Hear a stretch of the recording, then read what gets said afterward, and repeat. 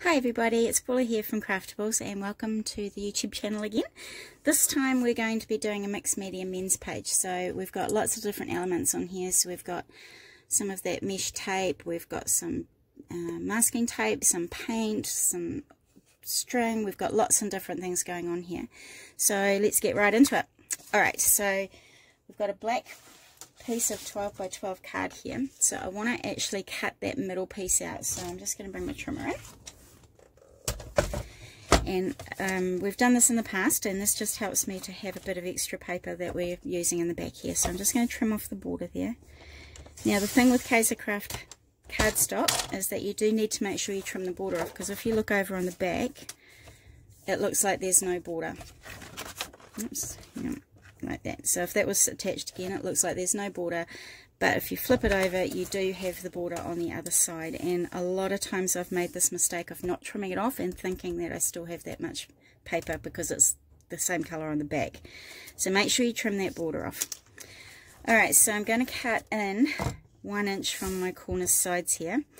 And I'm going to measure in up to 1 inch, and down on the side of my trimming board here, I've got 1 inch there. So I'm going to lift my blade up until I come to 1 inch, push it down, and then I'm going to bring it all the way down to 11 and stop. So as you can see, we've just got that bit of cut there.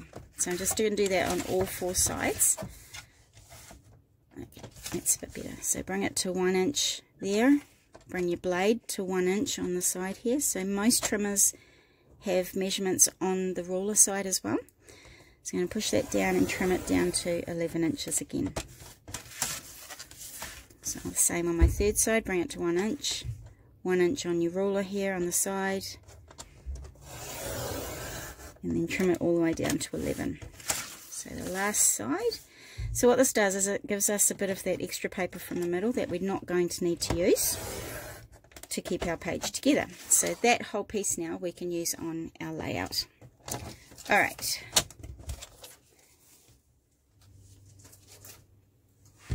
Okay, so that's the base of my scrapbook page there. So now what I want to do is I want to bring in my grey piece, my backing piece here. Now I've cut this one down to 11 3/4 by 11 3/4, so that when I pop it onto my 12 by 12, I'm going to have that little bit of a black edge around there. Now because that middle piece is cut out in the middle, we're going to cover it up with this piece here, and it's still going to have enough strength to it to be able to keep that in place. So I'm going to go ahead and stick this one down.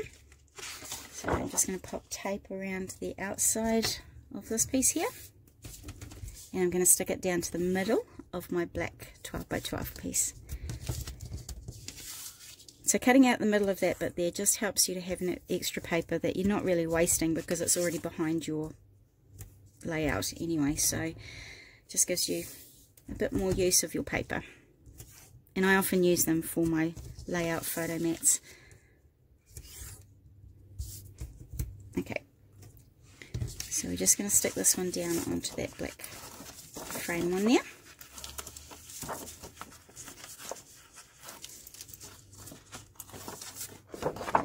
Now if you've purchased the kit of this one, I have already done the stamping for you, but I will show you how I've done it, just so that you could do it again on any other piece that you've done. So in my kit you will have all these bits already stamped on there. You'll also have a piece of red cardstock that I've already done the number stamping on. But I'll show you how I've done it. So let's just put that aside for now. And what I'm going to do is I've got a plastic piece of plastic bag here. I'm going to bring in my red cardstock, and I'm just using, oops, sorry about that. I'm just using the Pro Art Gesso medium. So it's like a paint really, but it's a base coat. So I'm just going to scoop a little bit of that onto my plastic sheeting there. And then I'm going to go in, and I've got some of my, as you can see, they're well used with paint. I've got some of my number stamps here. So what I'm just going to do is I'm just going to go in, stamp it into my ink there, and I'm just going to go and stamp it straight onto there. So I'm using a few different ones, and I'm sort of going up and down as I go. So back in there again, number 1. So I'm just going around the 3 outside pieces because you're not actually going to see the rest of it underneath my photo mat.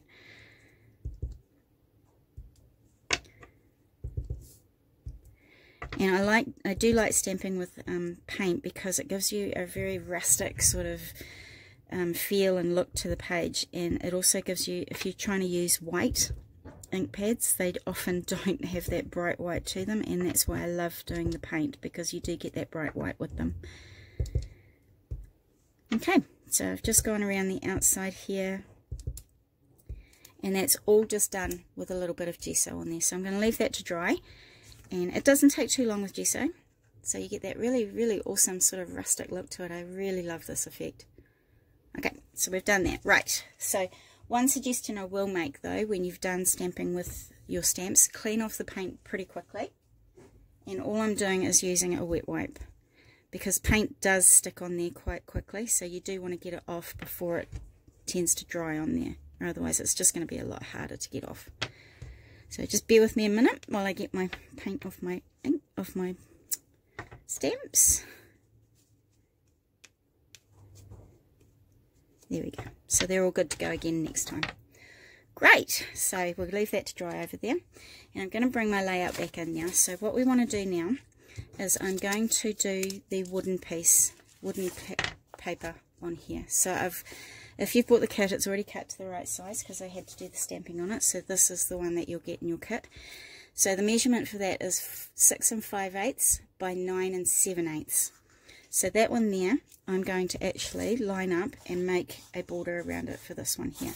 So I'm going to cut down this piece that was in the middle of my cardstock. So this piece that was in here, I'm going to use this now to match my wooden paper. So it's going to be very close. So as you can see, there's just going to be a very tiny border around there, black border around there. I do have a measurement for that, so it's like 1/8 of an inch bigger than this piece here. So I'm just going to pop some tape around that piece, and we're going to stick that down onto there, and I'm going to cut it just 1/8 of an inch bigger.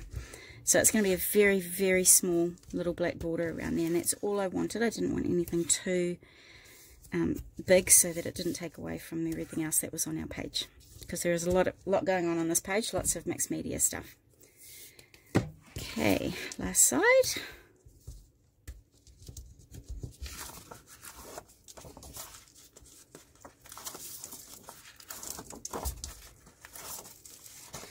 Alright, so I'm just going to very carefully line that up so there's a very small border around it. There we go. Alright, so I'm just going to cut this edge off so there's a little bit of a border there.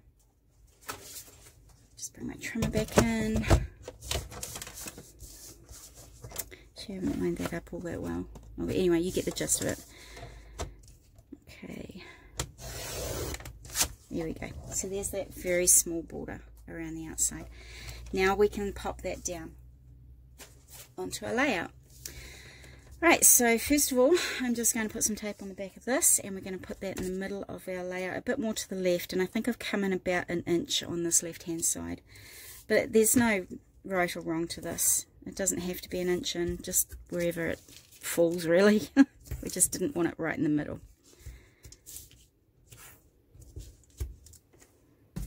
Okay, last bit.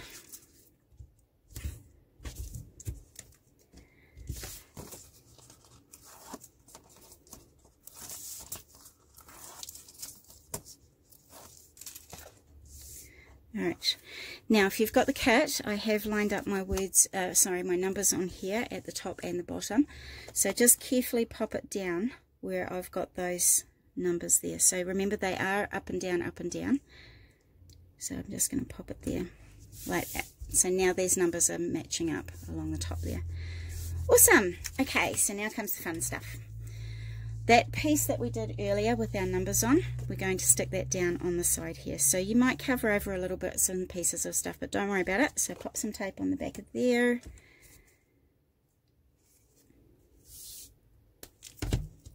And then we're just going to put that on the right hand, whoopsie daisy, on the right hand side of our wood paneling paper. And we only did those bits of stamping on the top and sides because that's all you're going to see on there, because our photo mat's going to cover up the rest of it.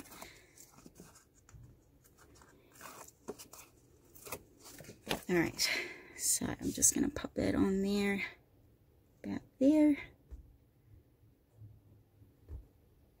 There we go. Okay, so in your kit you'll have another little piece of black cardstock, and we're going to cut that one to 4 1/4 by 6 1/4. So that's your photo mat for a 4 by 6 photo. But before I put that down, if you have got your kit, we've got a bit of mesh on there, and you've got a little bit of masking tape as well. This is just the mesh, so it's sticky on one side and not on the other. This is just the mesh that they use for doing plastering and corners and stuff, so you can buy a whole roll of it and it goes for miles. But it's really good for this type of thing because it's just a little bit more manly than most other things. So I'm just going to cut it to about 2 inches. It doesn't have to be perfect. And I'm going to pop it down on the red part here. Now because it's sticky on one side, it's great because you don't need to try and stick that little holy mess down there. Okay, so I'm just going to cut another bit. Doesn't need to be too much. And I'm going to put that about there. Now I might need to move this one because I'm just going to line my photo mat up just so I can see whereabouts I need it to go. Yep, about there's fine. So I'm just using my photo mat as a guide to where I want that piece to go. And then one last piece up in this corner here. So you don't need measurement really of how much to cut, just little bits of it there. And I'm just going to put that up in that corner there. So we've got 3 pieces on there. That top left hand corner, just where my photo mat's going to go, and on this bottom right hand corner. Okay, so now we're going to bring in our masking tape. So it's just plain old masking tape, so you can go and raid your husband's shed if you like. Just really fun stuff to do, which my husband gets very mad at me for. No, he's very good. Right, so I'm just going to rip it into pieces. So you don't want it to be perfect, and I'm just going to put it over top of my mesh there. So actually I don't want it to be perfect, so I'm then going to go back and I'm going to rip that right side off so it's a little bit more messy looking, because it was a bit too straight for my liking. There we go. And then I'm just going to put another piece in this bit over here. So I might just rip that again, have one going across there, actually covering up too much of that there. And I might have another one coming down there a wee bit. Okay, so I've got those bits on there like that. Now in your kit there are a couple of tags that I've got in there for you. So I'm just going to stick these two together so they're on a bit of an angle. And I'm just going to use a bit of glue for that.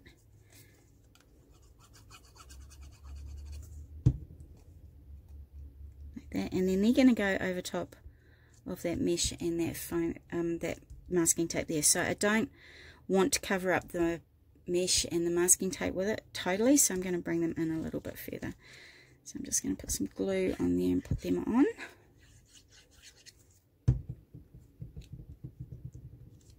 Okay, great. So now I'm going to cut this one in half just because I only wanted half of it. I don't really need all of it. And I'm going to put that one on this side here, but I also have a piece that measures about 1 by 1 1/2, I think it is. Now let's have a look. 1 inch by 2 inches, sorry. So a piece that measures 1 by 2 inches. I've just gone ahead and done some stamping on there again, and I'm going to cut a little fishtail out in the bottom of this one like that, and I'm going to put this piece on top of the what is it called, the masking tape. I'll cut that down just a wee bit. So I'm just going to pop some glue on the back of there. Like that. And then I'm going to glue this, might do the dark one, I'm going to glue this piece on over the top as well. So everything's lining up against that side there.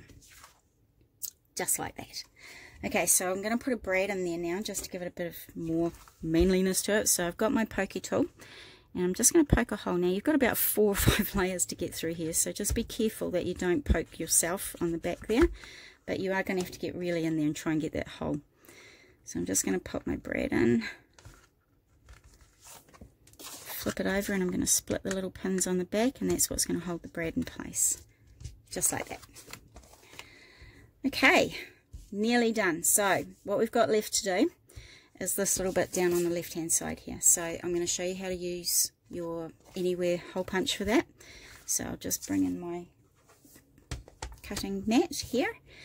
Now this is the Fiskars Anywhere punch, so it has one side that you're going to set your eyelet with and one side that makes the hole. So I'm just going to bring it in, make sure you do it onto a craft mat or cutting mat so that it doesn't go through to your table. Now we are trying to get through a few layers here, so it is going to take a bit and it is going to be a bit noisy, so just bear with me. So I'm just going to bring it up about here. Make sure you always hold it on the white part or the purple part if you've got one of the older ones. Never hold it on the spring because the spring will pinch your fingers. So make sure your cutting circle is at the bottom, and it is going to be noisy. So we're just going to bring the spring up and let it go. And we're just going to do that a couple of times until we get through our thickness. There we go. So there's one hole there. So what I'm going to do is I'm going to bring in my eyelet. So I've got the quite large eyelets here. I'm going to poke it through the hole. I'm going to flip it over so that we've got this bit here. Now this piece here, if you haven't used eyelets before, sticks up a little bit. It's a bit hard to show you on the camera. So what we want to do is use the other side of this, and we want to split it open so that it lays out flat on the back of our page. So again, it's going to be a bit noisy. So you've got a little bit of a tooth in there. That little tooth there is going to go right inside the hole. I'm going to hold my orange piece at the bottom, just that bit at the bottom, and I'm going to pull it up and I'm going to let it go. So just be aware it's going to be a bit noisy.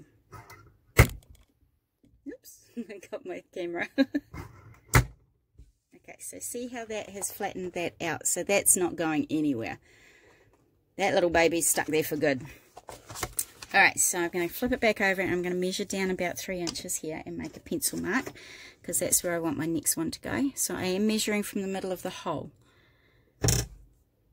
because that's where I want my hole to go. So I've just made a mark, and I'm just going to use my Anywhere tool again. So I'm using the side with the blade on it, and again I'm just going to bounce it up and down until I get through there. So again, sorry guys, it is a bit noisy, so if you want to turn the noise down, you can go ahead now.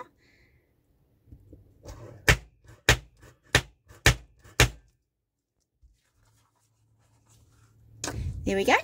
So there's the hole there again. So I'm going to pop my other eyelet in. Again, I'm going to flip it over and use the tooth side, so the eyelet setting side with the tooth on, back in the hole. And again, if you want to turn the sound down, just do that now and I'll make a bit more noise. There we go. So there you go. There you have it. And the Anywhere punches are great. I mean, the Craftables are really good. They're a lot quieter and a lot easier to use, but they only come in a certain amount from your pages. So if you want to do holes anywhere else on here, these are great for that. I highly recommend them. Okay, so we've got our eyelets in there. I've got some twine, and I'm now going to thread it up through the bottom. Thread it through that one there, and I'm going to come back up through this one again. I can find my little hole there. There we go. And I'm going to bring this one back up there as well. So what I've done is I've gone through there twice, just like your threading, sewing, and I'm just going to tie a knot at the top there. So nothing fancy, it's just a plain old knot. And I'm just going to cut those pieces off there. Okay, so that's how you do your eyelet setting on there. And it gives a really nice little technique for different things for a guy's page. Okay, so now I can put my 4 1/4 by 6 1/4 photo mat on here. So I'm just going to pop some tape on the back of that one. Oops.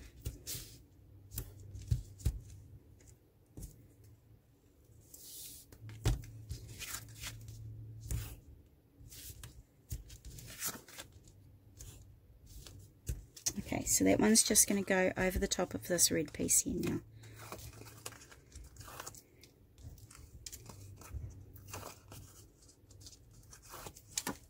Okay, so I want to make sure that you can still see some of my numbers and my other bits and pieces, so I'm just going to line that up there, and there you have it, just like that.